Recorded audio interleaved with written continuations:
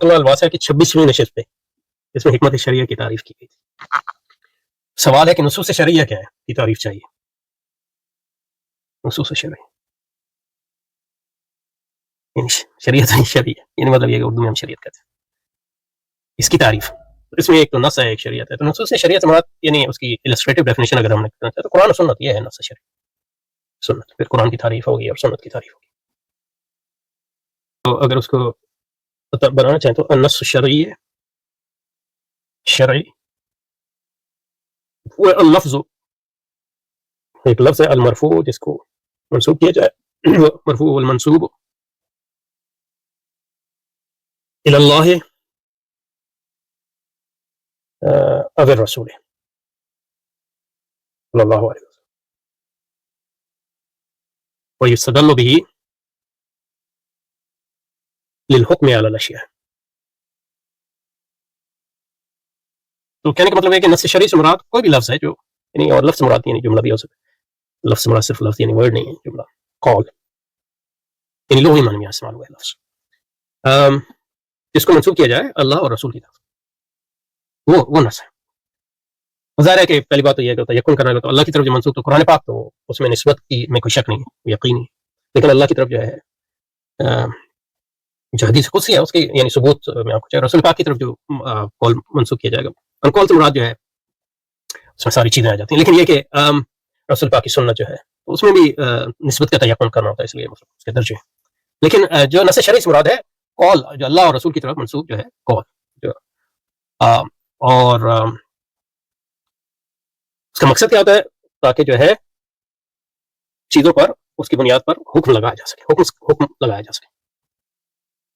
اور حکم جو ہے حکم مطلب ججمنٹ حکم کی قسمیں پھر مطلب یہ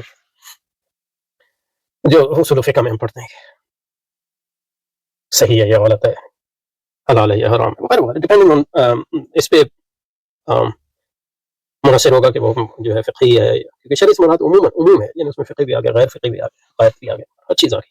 وہ کہ اصول فقہ میں جب وہ بات کرتے ہیں تو وہاں مراد جو ہے فقہی حکم ہوتا ہے لیکن اس میں اس کو تحدید کرنے کا کوئی مقصد نہیں محدود کرنے کا کوئی مقصد نہیں. تو یہ ہے نص شرعی سے مراد قرآن و سنت ہے. اور سنت میں جو ہے سنت میں حدیث بھی آ گئی اور سنت میں وہ جو ساری چیزیں آتی ہیں لیکن اس میں جو ہے حدیث قدسی بھی آ گئی کیونکہ اللہ کی طرف سے قول منسوب وہ صرف قرآن تو نہیں ہے. تو یہ ہے نص شرعی. لیکن یہ کہ اصل چیز نص کیا ہے نص میں جو ہے پھر جمہور اور جمہور سے مراد ہمارے متکلمین نہیں مطلب اصولیین اور فقہاء میں اختلاف ہے نص کے. تو جمہور کے نزدیک نص کے دو معنی ہیں خصوصی اور عمومی. تو وہی یعنی نص سے کیا مراد ہے قرآن سنت کہ اللہ اور رسول کی طرف منسوب جو ہے لفظ ہے وہ نص. اور خصوصی اس کا معنی یہ ہے کہ نص یا خصوصاً جو ہے